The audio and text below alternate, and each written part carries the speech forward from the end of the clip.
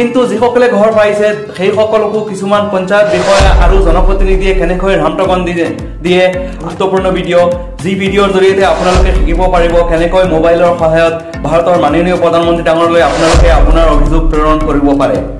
বন্ধুসকল, গোটেই অসমৰ পৰা আপোনালোকে MBA আফটাৰ নামৰ পেজত দিয়া ভিডিঅ' চাই PMAY ঘৰ নোপোৱাৰ দুখ প্ৰকাশ কৰিছে। PMAY ঘৰৰ বিভিন্ন অনিয়মৰ কথা আপোনালোকে মন্তব্যৰ জৰিয়তে জনাইছে। অতি সোনকালে আপোনালোকৰ বাবে লৈ আহিম এটা গুৰুত্বপূৰ্ণ ভিডিঅ' যি ভিডিঅ'ৰ জৰিয়তে আপোনালোকে শিকিব পাৰিব কেনেকৈ মোবাইলৰ সহায়ত ভাৰতৰ মাননীয় প্ৰধানমন্ত্ৰী ডাঙৰলৈ আপোনালোকে আপোনাৰ অভিযোগ প্ৰেৰণ কৰিব পাৰে। তাৰ বাবে আপোনালোকে MBA আফটাৰ নামৰ পেজখন লাইক কৰাৰ উপৰিও MBA আফটাৰ নামৰ ইউটিউব চেনেলটো ছাবস্ক্ৰাইব কৰি ৰাখিব। বন্ধুসকল, যিসকলে ঘৰ পোৱা নাই সেইসকলৰ বহুতো দুখ, কিন্তু যিসকলে ঘৰ পাইছে সেই সকলকো কিছুমান পঞ্চায়ত বিষয়া আৰু জনপ্ৰতিনিধিয়ে কেনেকৈ ৰামটকন দিয়ে আৰু ইয়াৰ পৰা বাচিবলৈ কি উপায় ইয়াৰ ওপৰত আলোচনা কৰিম।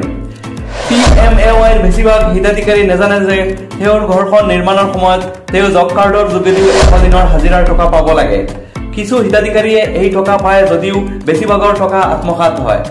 হিতাধিকাৰীয়ে গম নোপোৱাকৈ তেওঁৰ ঘৰ নিৰ্মাণৰ নামত বহুতো টকা আত্মসাৎ হয়।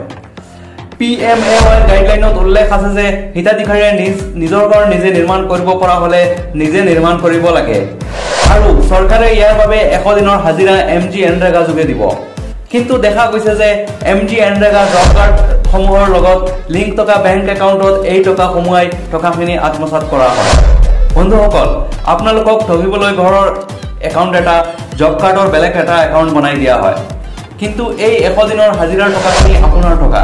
চৰকাৰে দিয়া টকাৰে আপোনাৰ ঘৰ আপুনি নিৰ্মাণ কৰিব আৰু চৰকাৰে ইয়াৰ বাবে আপোনাক 100 দিনৰ হাজিৰা দিয়ে।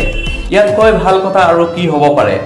বৰ্তমান আমাৰ অসমৰ হিতাধিকাৰীসকলৰ বাবে ঘৰ নিৰ্মাণ কৰিবলৈ 1,30,000 টকা দিয়ে, এয়া সকলোৱে জানো।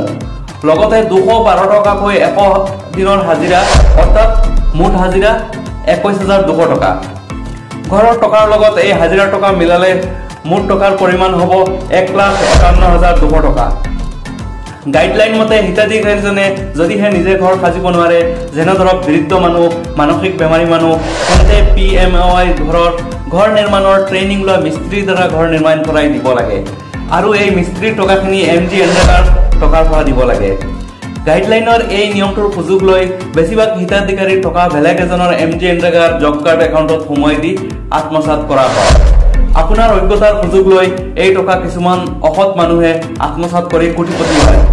আজিৰ পৰা আপুনি সচেতন হওক, আপোনাৰ প্ৰাপ্যৰ বিষয়ে জানক। যিবোৰ টকা চৰকাৰী টকা বুলি ভাবি লৈছে সেয়া চৰকাৰী টকা নহয়, সেয়া আপুনি কিনা কাপোৰৰ টেক্সৰ টকা, সেয়া আপুনি খোৱা চাহ কাপৰ টেক্সৰ টকা, সেয়া আপুনি দৈনন্দিন জীৱনত যিবোৰ বস্তু কিনে তাৰ মাধ্যমত দিয়া টেক্সৰ টকা। গতিকে চৰকাৰী টকা বুলি এৰি নিদিব, আপুনি আপোনাৰ প্ৰাপ্য আদায় কৰিয়েহে এৰিব। যদি আপোনাক এই টকা নিদিয়ে তেন্তে আপুনি এইখন দেশৰ মাননীয় প্ৰধানমন্ত্ৰী ডাঙৰলৈ আপোনাৰ মোবাইলৰ পৰাই অভিযোগ দিব পাৰিব। গোটেই অসমৰ বেছিভাগ মানুহেই PMAY হোৱা খেলিমেলিৰ অভিযোগ আগৰ ভিডিঅ'বোৰৰ তলত মন্তব্যযোগে জনাইছে। মই আপোনালোকক কওঁ যে নিজকে অসহায় বুলি অনুভৱ নকৰিব। আমাৰ চৰকাৰে আমাক দিয়া সুবিধা বেলেগ মানুহে কাঢ়ি নিব আৰু আমি বহি থাকিম নেকি? আমি এইখন দেশৰ মাননীয় প্ৰধানমন্ত্ৰী ডাঙৰলৈ বিচাৰ পঠিয়াম। কেনেকৈ বিচাৰ দিম, বিচাৰ দিলে ন্যায় পাব নেকি ইত্যাদি সকলো আলোচনা কৰিম পৰৱৰ্তী ভিডিঅ'ত।